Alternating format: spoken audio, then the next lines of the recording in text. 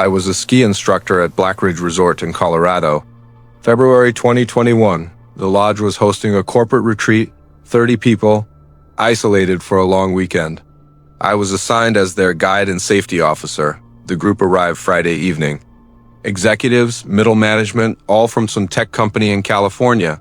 They were loud, confident, treating the mountain like their personal playground despite having minimal experience. Saturday morning, I took them on beginner slopes. They did fine, mostly. By afternoon, a few wanted to try intermediate runs. Against my better judgment, I agreed. The weather was clear. They'd had practice. What could go wrong? Everything. Around 4 p.m., clouds rolled in fast. The temperature dropped. Within minutes, we were in a whiteout. I radioed the lodge, told them I was bringing everyone down immediately. That's when I did a head count. 29 people. We were missing someone. Who's not here? I shouted over the wind, confused looks. Then someone said, Marcus. I saw him go toward the trees. My blood went cold. Going into trees during a storm was suicide. Everyone, follow this trail down. Stay together. Do not stop. I'm going after Marcus. I should have taken them all down first, but I was worried Marcus would die if I waited. So I sent them down with the most experienced skier and went into the trees alone. Stupid, so stupid. The forest was a nightmare. Snow fell so thick I could barely see 3 feet ahead. I called Marcus's name, following tracks that might have been his or might have been animal trails. I found him 20 minutes later sitting against a tree, not moving. Marcus! I skied over, knelt beside him. He was conscious but dazed, his jacket torn. Are you hurt? He looked at me with unfocused eyes. She said to wait here. She said she'd bring help. Who did? The girl. She was skiing, said she knew a shortcut. Told me to wait. There was no girl. No other skiers were on the mountain. The storm had cleared everyone off. We need to move. Now, I pulled him to his feet. He stumbled, nearly fell. Possible concussion, definitely hypothermia setting in. I got him on his skis and started leading him out, but the tracks I'd followed were gone, buried under fresh snow. The trees all looked the same. I pulled out my GPS. Dead. My radio crackled with static. Too much interference. We were lost. I picked a direction that felt right and moved. Marcus followed slowly, barely staying upright. The storm worsened. Wind howled through the trees, branches cracking under the weight of ice and snow. That's when I saw the lights. Through the trees, maybe 50 yards away, yellow and warm like windows. Come on, I told Marcus. There's a building. We pushed toward the lights. They grew closer, brighter, until we broke through the trees into a clearing. A lodge stood there, but not our lodge. This was older, wooden, with a stone foundation and dark windows, except for a few on the ground floor. A sign hung over the door. Black Ridge Lodge Est, 1962. I stared at it, confused. Our lodge had been built in 1995. This building shouldn't exist. But Marcus was collapsing beside me, and the wind was stealing what little warmth we had left. Questions could wait. I half-carried him to the door and pushed it open. Warmth and light spilled out. We stumbled inside. The lobby was elegant in an old-fashioned way. Wood paneling, vintage furniture, a stone fireplace with a roaring fire. Everything looked maintained, clean, like someone still lived here. But it was silent, empty. Hello? I called out. We need help. Medical emergency. No answer. I got Marcus to a couch by the fire, checked his pupils. Definitely concussed. His core temperature was too low. I needed to warm him gradually, get him dry clothes, hot liquids. I explored quickly. Behind the lobby was a hallway with rooms, a dining area with tables set for breakfast, a kitchen that smelled like coffee, a pot still warm on the stove, like people had just left. I grabbed blankets from a room, brought them to Marcus, wrapped him tight, found the coffee, poured him a cup, made him drink. Where are we? He mumbled. I don't know. But we're safe for now. That's when I noticed the photos on the walls, black and white, faded with age. Groups of people on skis, posing outside this very lodge. The dates written beneath them, 1962, 1963, 1965. And a newspaper clipping framed, Black Ridge Lodge Tragedy. Avalanche claims 23 lives, February 1968. My stomach dropped. I read the article. An avalanche had buried the original lodge, killing everyone inside. They'd built the new resort half a mile away on safer ground. This building should have been demolished or at least abandoned, but it was perfect, maintained like it had been waiting. A sound came from upstairs, footsteps, slow, deliberate, crossing the floor above us. I grabbed a poker from the fireplace. Who's there? The footsteps moved to the stairs, started descending. A man appeared. Middle-aged, wearing a ski instructor's uniform from the 1960s. He smiled at us warmly. Guests, welcome to Black Ridge Lodge. I'm Thomas, head instructor. You've caught us at a quiet time, but we're happy to accommodate. I stared at him. His uniform was vintage, but pristine. His face was friendly, normal, but something about him was off. His edges were too sharp, his movements too smooth. This lodge is closed, I said. It was destroyed in 1968. His smile didn't waver. Is that what they told you? No, we're still here, still operating. In fact, we have a full house this weekend. You just can't see them yet. Can't see who?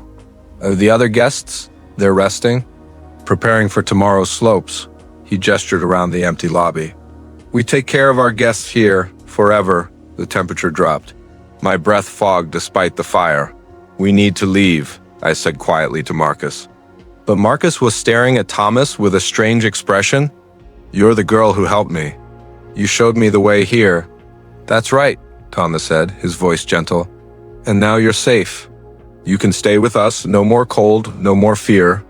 Just peace. Marcus stood up, swaying. That sounds nice. No. I grabbed his arm. Marcus, snap out of it. We're leaving, but I'm tired, Marcus said. His eyes were glazed. So tired.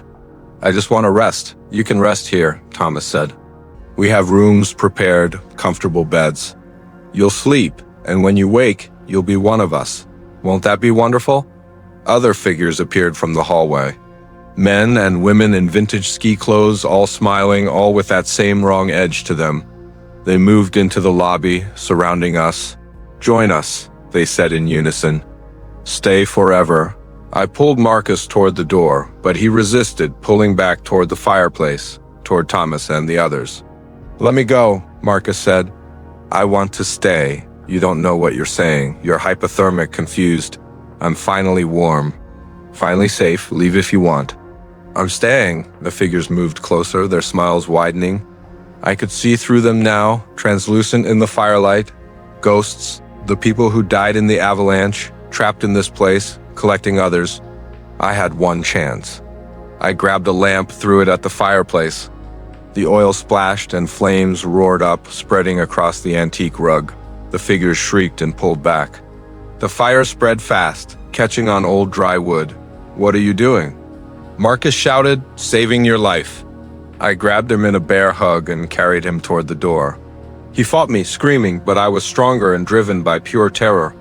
The ghost tried to block us, reaching with transparent hands, but the flames were everywhere now, and they couldn't cross the fire.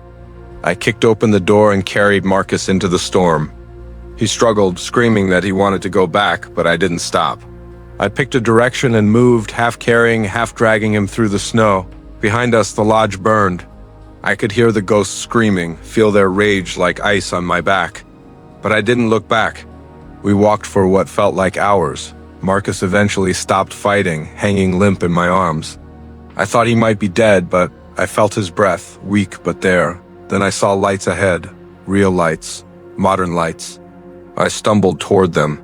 Our lodge emerged from the storm. The real lodge, with snowmobiles parked outside and people visible through windows. I carried Marcus up the steps and through the door. People rushed toward us, taking Marcus from my arms, wrapping us in blankets, asking what happened. Got lost in the storm, I said. Found an old cabin. Stayed there until we could move. They believed me. Why wouldn't they? I was just a ski instructor who'd gotten turned around in a blizzard. But I know what I saw, what I escaped. And sometimes late at night I wonder about Marcus. About the way he wanted to stay, the peace he saw in those ghost smiles. He recovered. No memory of the lodge, the fire, the ghosts. Maybe that's for the best. But I quit working at Black Ridge. Moved to a resort in Vermont, far from those Colorado mountains. because some places hold on to the dead too tightly, and they're always looking for more company.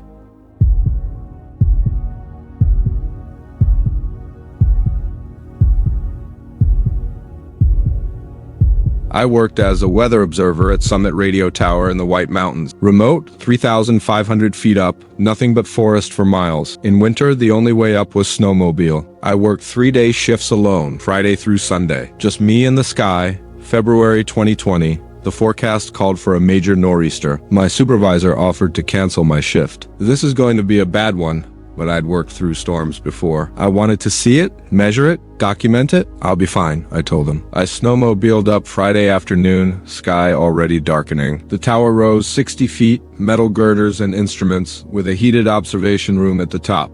Home for 3 days. The storm hit midnight. I was logging wind speeds when the first gusts arrived. The tower swayed, designed to flex rather than break. The walls creaked, the windows rattled. Outside, the world disappeared in white. Snow came horizontally, driven by 70-mile-per-hour winds. Around 2 a.m., my radio crackled. Summit Tower, do you copy? I grabbed the handset. Wrong time for check-in, wrong voice. This is Summit Tower. Who is this? We need help. Our group is lost. We can see your lights. Can you guide us in? I checked my monitors. Storm at peak. Wind chill 40 below. Zero visibility. Negative, find immediate shelter. What's your position? We're close. We can see your tower. Just stay on the radio. That bothered me. The tower was barely visible even in clear weather. No one could see it in this storm. How many in your group? 4 of us. Please, we're freezing. 1 is injured. There's an emergency shelter 200 yards northeast. Do you have GPS? GPS is dead. Everything's dead. Please, just keep talking. I hesitated. Training said don't encourage movement in storms like this. But if they were already moving, okay, talk to me. What do you see? Silence. Then, snow?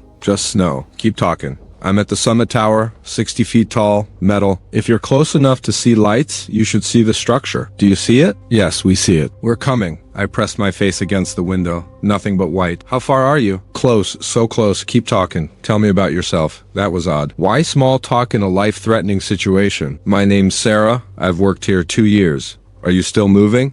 We're moving. Tell me more. What's it like in the tower? Warm, safe, but there's no room for 4 people. The emergency shelter is better equipped. We want the tower. We can see you, Sarah. We're so close now.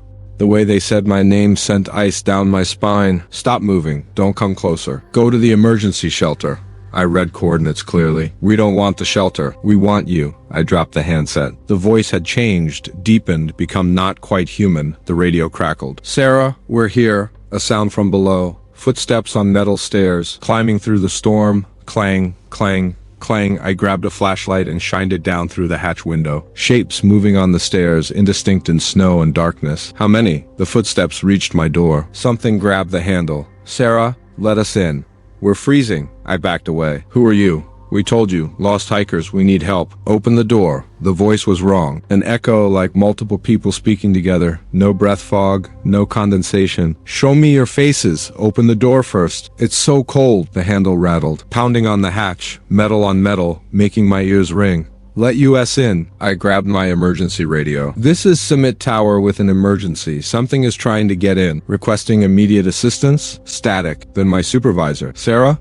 What's happening? There's something on the tower. Claims to be hikers, but it's not. It's forcing the hatch. Sarah, listen carefully. There are no hikers. The storm is too severe. SAR is grounded. You're alone. I'm telling you there's something here. Check your instruments. Are you getting hypoxia readings? I looked at monitors. Everything normal. Oxygen levels fine. I wasn't hallucinating. The pounding intensified. Boom, boom, boom. The metal dented inward. Sarah, there are stories about the tower. Things that pretend to be human. Voices in storms, lock everything. Don't open doors or windows. Don't listen. Wait until morning. What are they? Maybe nothing? Maybe mass hallucination? Or maybe something old lives in these mountains. Just survive until dawn.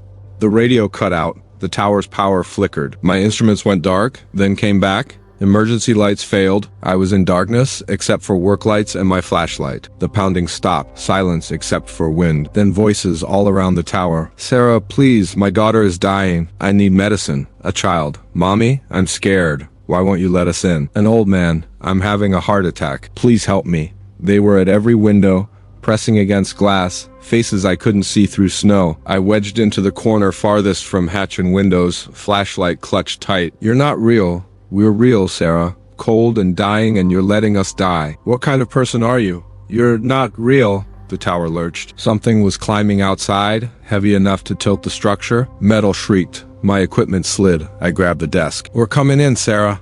The windows cracked, not breaking, fracturing, spiderwebs spreading as something pressed from outside. The pressure was incredible. I grabbed my phone and started recording. If I died, I wanted evidence. My name is Sarah Mitchell. February 14th, 2020, Summit Tower, New Hampshire. Something is trying to get inside. If anyone finds this, the stories are true. Don't come during storms. The window shattered. Snow and wind exploded in. The storm was inside, howling, tearing equipment off walls. And with it came something else, something that moved in the wind. I saw faces in the chaos. Too many faces. Young and old, all wrong. Twisted and frozen and hungry. They swirled around me, reaching with clawed hands, touching with fingers that burned cold. I screamed and swung my flashlight. The beam passed through them, but I felt them cold and solid and real. Join us, Sarah. Be cold with us. Be free. They pulled at me, dozens of hands trying to drag me toward the broken window, toward the fall. I grabbed the desk. No, I'm not going with you. You don't have a choice. But I did. I grabbed the camping stove and turned it on full blast. The flame roared to life, bright and hot. I held it toward the swirling forms. They shrieked and pulled back. Fire. They hated fire. I grabbed the emergency flares from my kit, struck one, held it high. Red light filled the room. The entity screamed, retreating toward the broken window. Get out! I shouted. This is my tower.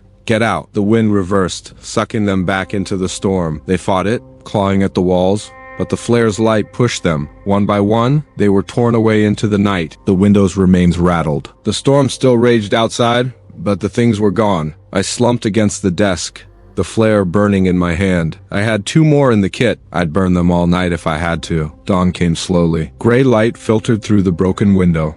The storm had passed. I was alive, surrounded by destroyed equipment and snow-covered debris. My supervisor's voice crackled on the emergency radio. Sarah? Sarah, respond. I grabbed it with numb fingers. I'm here. I'm okay. Thank God. SAR is coming up. Hold tight. They found me 3 hours later, wrapped in blankets, surrounded by burned flares. I told them the window broke in the storm. Equipment failure. They believed me, but I know what I saw, what I fought, and I never went back to that tower. Some jobs aren't worth the paycheck, no matter how much you love the mountains.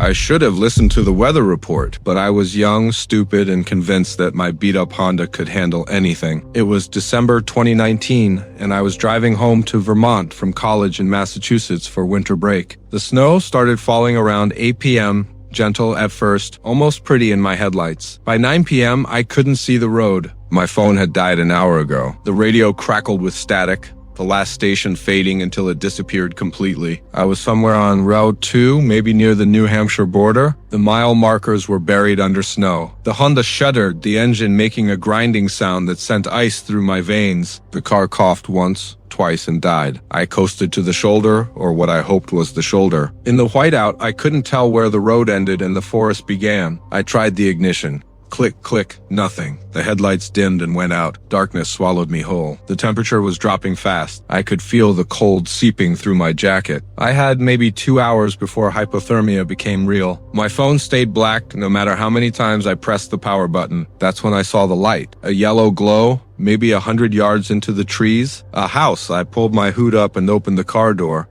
The wind hit me like a freight train. Snow blasted into my face, stealing my breath. I stumbled forward, keeping my eyes on that yellow glow, the only fixed point in a world gone white. The cabin emerged from the storm like something from a nightmare. Dark wood, 2 stories, windows like black eyes except for that one lit window. No car in the driveway. No smoke from the chimney, though I could smell wood smoke. I climbed the porch steps and pounded on the door. Hello, I need help. My car broke down. Nothing. I pounded again. Please, I'm freezing out here. The wind howled. My fingers were going numb. I tried the handle. It was unlocked. The warmth hit me first. Blessed heat that made my frozen skin prickle. I closed the door and looked around. One large room. A fireplace with logs burning bright. Oil lamps on the walls. Comfortable furniture. Stairs leading up. Completely empty. Hello? My voice echoed. I'm sorry to intrude, but my car died. I just need to warm up. No answer. I walked deeper into the room. The fire crackled. That's when I noticed the table. It was set for dinner. 2 plates, 2 glasses of wine. The food was still warm, steam rising from soup, from roasted chicken, like someone had been eating moments ago and vanished. I checked the kitchen. The sink was dry. The refrigerator hummed, but when I opened it, completely empty, not even condiments. The stairs creaked as I climbed. Hello? Is anyone up here? 3 doors, all closed. The first opened to a bedroom, empty. The second, a bathroom, clean and unused. The third door was locked from inside. Hello? Is someone in there? I knocked. I'm not here to hurt anyone. My car broke down. Silence, but the silence of someone holding their breath. I'm going back downstairs. I'll leave as soon as the storm passes. No response. I went back down. The fire was dying. I added a log, watching flames catch and grow. I sat on the couch and tried to think. That's when I heard the knock. 3 sharp raps on the front door. Loud, deliberate. I froze. Who would be out in this storm? The knock came again. Then a voice, muffled. Let me in. Please, I'm freezing. A woman's voice, high and scared. I walked to the door. Who's there? Please, I need help. My car went off the road. I'm so cold. I looked through the peephole. Snow and darkness. I couldn't see anyone. Where are you? I can't see you. I'm right here. Please open the door. Something about her voice bothered me. Too steady, too clear despite the storm. Step back so I can see you. Silence. Then, why won't you let me in? I'm going to die out here.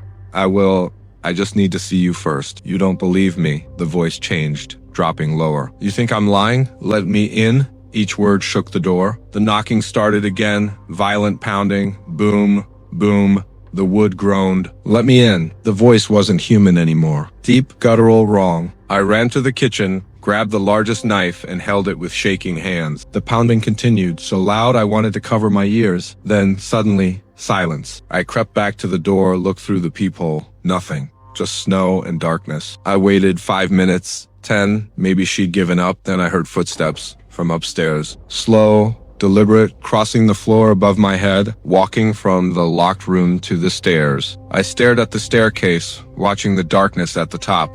The footsteps descended. 1 step, 2, 3. Who's there? I whispered. A woman appeared at the bottom. Young, maybe mid-20s, with long dark hair and pale skin. She wore a white Victorian nightgown. Her feet were bare. She looked at me with hollow eyes and smiled. You didn't let her in, she said softly. Thank you. I couldn't speak. Just stood there with the knife. Who are you? I live here, or I did. It's complicated. She moved into the room, gliding rather than walking. My name was Emma. I died here in 1987. Carbon monoxide poisoning. I just went to sleep and never woke up. You're a ghost. I prefer a former resident. I've been here a long time. But you're the first who didn't let her in. Let who in? Emma's expression darkened. That wasn't a woman. It lives in these woods, takes different forms. Sometimes a woman, sometimes a child, always begging to be let in. And if you let it in, it feeds on warmth, on life, on whatever makes you human. Leaves you a frozen husk. I looked at the door, at scratches I hadn't noticed, deep gouges like claw marks. Why tell me this? Because it won't stop. When the storm ends, leave immediately. Don't stop, don't look back. Get to your car and drive. My car's dead. It will start, trust me. The car isn't broken. This is what the thing does. Makes you think you need shelter, but you always have a choice. A sound came from outside, scratching like branches, but there were no trees that close. Emma's eyes widened. It's circling, looking for another way in. The windows. I ran to the nearest window. The scratching was louder. I grabbed the curtains and froze. A face stared in at me, not human. Skin like ice, eyes like holes in frozen lake. Mouth too wide with too many teeth. It grinned, breath fogging the glass. I screamed and jumped back. Don't look at it, Emma said, her hand on my arm. Cold, but not unpleasant. It feeds on fear. Close the curtains. All of them. I forced myself to move, yanking curtains closed. The scratching followed, window to window. How do I fight it? You don't. Survive until dawn. It can't come inside without invitation, but it will try everything to make you let it in. The scratching stopped. Silence again. It's thinking, Emma whispered. A new sound. Crying. A child's crying, heartbroken from just outside. Mommy? Mommy, I'm scared. Please let me in. There's something in the woods? I gripped the knife harder. It wasn't real. Mommy, it's coming. Let me in. Don't listen, Emma said. Mommy, please. I don't want to die. I sank to the floor, hands over my ears, but I could still hear it. The screaming, the begging, then silence. Is it gone? No. Emma pointed at the door. Look, frost was sliding under the door. White, thin, spreading across the floor like fingers. The temperature dropped. My breath came out in clouds. The fire flickered and dimmed. It's trying to freeze us out, Emma said. Make us want to leave. I scrambled to the fireplace, added logs. stirred coals. The flames grew, melting the frost, but more formed, spreading faster. Emma, what do I do? I don't know. It's never been this aggressive. You're the first to fight back. The windows frosted over, the walls creaked. I could see my breath in thick clouds. Emma was fading, becoming translucent. The cold affects me too. If the cabin gets cold enough, I'll vanish. You'll be alone. No, stay, please. She smiled sadly. You're not alone. Everyone who survived is with you. You're stronger than your fear. She flickered and was gone. The cabin fell silent except for humming. A woman's humming, tuneless and wrong from everywhere and nowhere. I sat by the dying fire and waited for dawn. The humming grew louder. Frost covered everything. The lamps died one by one. Something moved in the darkness. I couldn't see it, but felt it circling. You can't have me, I whispered. I won't let you in. The presence stopped. The humming ceased. Then every door and window burst open at once. The storm roared in, cold so intense it burned. Snow swirled blinding white. I couldn't see, couldn't breathe. Come outside, come to me. I crawled toward the fireplace, the wind pulling me toward the open door. My hand touched stone. I pulled myself into the corner and screamed, nitrogen monoxide. Something grabbed my ankle, ice cold and iron strong. I kicked, connected with something solid. It shrieked and released me. Then warmth. From the fireplace, from ashes I thought were dead, a tiny ember growing brighter. The warmth spread, pushing back the cold. The doors slammed shut. The windows closed. The storm was outside again. I lay gasping on the floor, alive, warm. Emma. She appeared slowly, exhausted, barely there. It's over. You broke its power. It can't come back tonight. What time is it? Dawn, you made it. Gray light filtered through curtain. I need to get to my car. Go now, while it's weak. The car will start. Just go. I didn't argue. I wrapped blankets around myself and walked to the door. Will you be okay? She smiled. I'm already dead. I'll be fine. Maybe someday I'll move on. But for now, I'll stay. I'll warn others. Thank you for saving me. You saved yourself. I just reminded you how strong you are. I opened the door. The storm had passed. The world was buried in white, but the morning air was crisp and clean. I could see my car in the distance. I walked toward it, not looking back. The forest was silent, peaceful, normal. My car door was frozen. I yanked it open, sat down, turned the key, expecting nothing. The engine started on the first try. I sat there, listening to it purr, watching my breath fog. Then I drove away, leaving the cabin behind. I made it home that afternoon. I never told anyone. Who would believe me? But I think about it sometimes on cold winter nights, about Emma still warning travelers, about the thing in the woods, waiting for the next storm, and about that locked room upstairs and what Emma might have been protecting me from all along.